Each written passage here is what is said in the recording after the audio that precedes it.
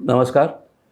आधुनिक केसरी या दैनिकाच्या एक्सरे वर्तमानाचा या सदरातली ही आपली 5वी भेट.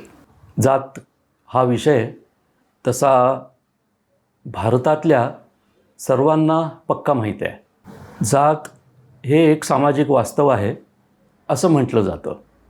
बहुतेक अभ्यासक, विद्वान, राजकीय पुढारी, शास्त्रज्ञ किंवा अन्य कोणी माणसं जेव्हा जातीचा विषय येऊ लागला की जातीबद्दल बोलताना आधी एक वाक्य ठाशीवपणे असं म्हणतात की काय करणार, जात हे वास्तव आहे, ते मान्य करावंच लागतं, ती स्वीकारावीच लागते.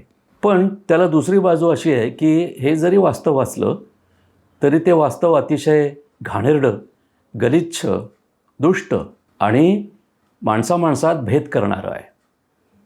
डॉक्टर आंबेडकर असं म्हणत होते की जात असे प्रत्यक्ष दाखवता येत नाही. जातीला अस्तित्व कुठं आहे? जात ही नोशनल आहे. नोशनल म्हणजे जात ही काल्पनिक गोष्ट आहे. पण ती काल्पनिक गोष्ट कित्येक शतकांपासून इतक्या माणसांच्या खोलवर मनात रुतून बसली आहे की ती काढणं भल्याभल्यांना जमलं नाही.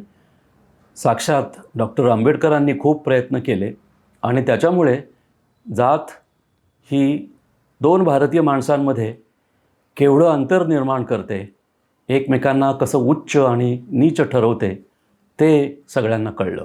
हे मी अशासाठी बोलतो आहे की अलीकडेच जातगणना हा विषय अतिशय महत्त्वाचा ठरला.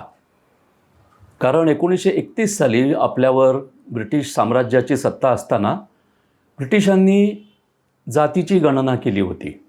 त्या आधारावर मंडल आयोग जेव्हा लागू करण्यात आला तेव्हा साधारणपणे 31 साली काय संख्याबळ होतं, टक्केवारी होती, त्या आधारावर आरक्षणं, सवलती यांचं वाटप करण्यात आलं. म्हणजे ढोबळमानानं 1931 सालच्या जातगणनेप्रमाणे वाटप झालं. तर आता परिस्थिती बदलली, लोकसंख्या वाढली, स्थलांतरं झाली, शिक्षण, नोकऱ्या, सत्ता, रोजगार अशा अनेक मार्गांनी परिस्थिती सुधारली. काही घटकांची सुधारली नाही देखील. त्याच्यामुळे जात पुन्हा एकदा मोजूया आणि त्याप्रमाणे वाटप करूया असं ठरलं. भारतीय जनता पार्टीनं अर्थातच या प्रकरणाला त्यांच्या तात्विक, वैचारिक, सैद्धांतिक आधारानुसार विरोध केला. भारतीय जनता पार्टीचं धर्म हे राजकारणाचं एक सूत्र आहे. म्हणजे हिंदुस्थानाला धर्मराष्ट्र करायचं त्यांचं स्वप्न आहे. अलीकडे ते भारत म्हणतात, पूर्वी ते हिंदुस्थान म्हणायचे. तर हिंदू राष्ट्र करण्यासाठी आडव्या गोष्टी कोणत्या कोणत्या येतील? आधी भाषा, मग लिंग, मग प्रदेश आणि शेवटी जात. म्हणून भारतीय जनता पार्टी आणि राष्ट्रीय स्वयंसेवक संघ हे दोघंही कधीही जातीचा विचार करत नाहीत. पण सत्तेच्या राजकारणात मात्र भारतीय जनता पार्टी बरोबर जातीचा विचार करते, जातीप्रमाणे उमेदवाऱ्या वाटप करते, जातींप्रमाणे त्यांच्या पक्षामध्ये वेगवेगळे विभाग आहेत, त्या भागातल्या जातींचे नेते ते उभे करतात. अशा सगळ्या गोष्टी भारतीय जनता पार्टी सत्तेच्या राजकारणात करते. पण जातीचा प्रश्न उगवला की जात हटावी म्हणून हा पक्ष काही कार्यक्रम देत नाही आणि जात टिकावी असंही काही बोलत नाही. तर हा दुटप्पीपणा, ढोंगीपणा उघडकीस आणण्यासाठी नितीश कुमार या बिहारच्या मुख्यमंत्र्यांनी एक डाव टाकला आणि त्यांनी 2 ऑक्टोबर रोजी त्यांच्या राज्यातल्या जातगणनेची आकडेवारी जाहीर केली.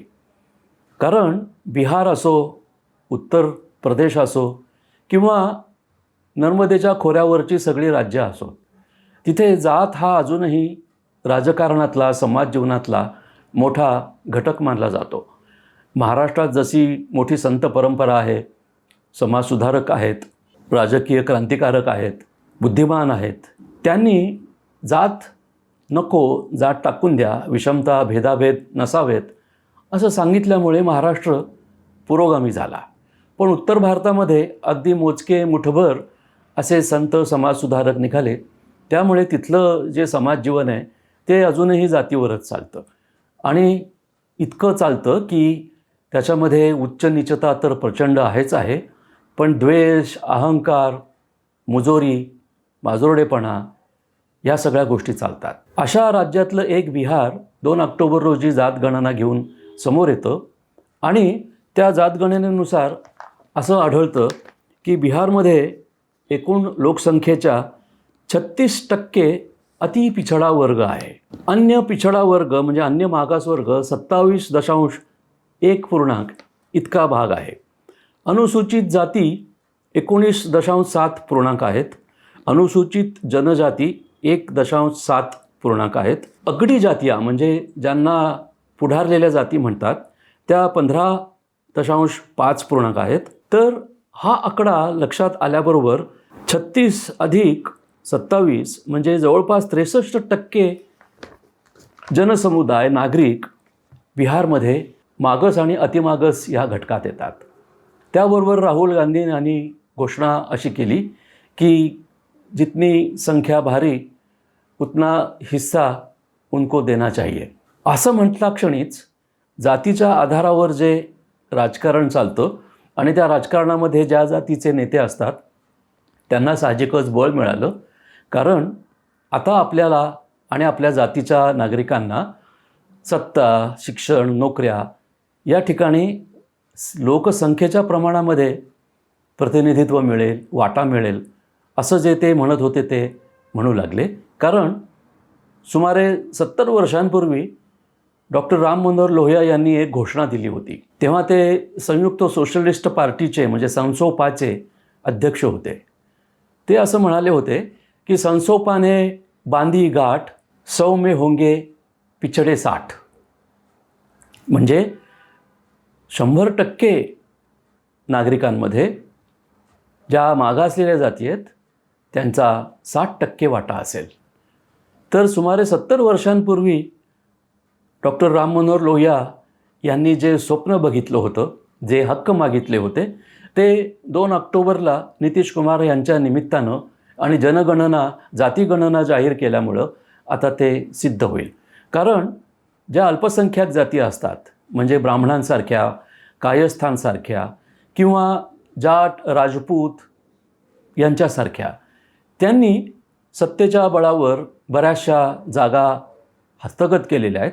जिथे जातीच्या बळावर त्यांना मागास ठेवलेला आहे किंवा जातीमुळेच ज्या व्यक्ती अनेक वर्ष मागासलेपण भोगत आहेत, दारिद्र्य भोगत आहेत, त्यांना शिक्षण घेता आलं नाही की सत्तेमध्ये वाटा मिळू शकला नाही, त्यांना आता या जातगणनेमुळे आपल्याला वाटा मिळेल असं वाटायला लागलेलं आहे.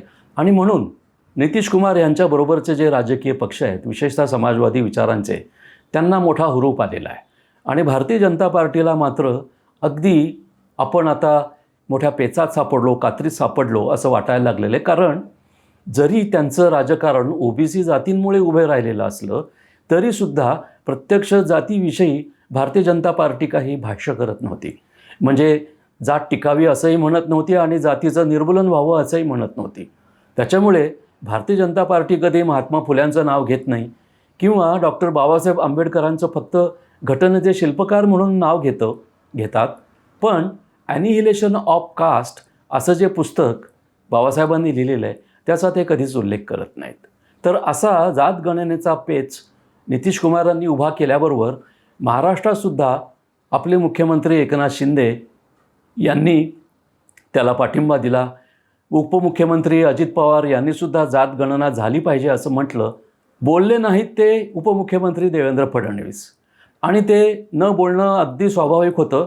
कारण जात हा हिंदू धर्म ऐक्याच्या किंवा भारतीयांना केवळ धर्माच्या पायावर एक करण्याच्या भारतीय जनता पार्टीच्या स्वप्नावरच सगळं पाणी फेरलं गेलं आहे. त्याच्यामुळे जातगणना हवी का नको असे जरी 2 तट सध्या भारतामध्ये उगवलेले असले तरीसुद्धा काही लोकांचं असं म्हणणं आहे आणि बहुसंख्याक लोकांचं असं म्हणणं आहे की होऊन जा एकदा जातगणना, म्हणजे मग कोणाचा वाटा सत्तेत किती, शिक्षणात किती, रोजगारात किती हे स्पष्ट होईल.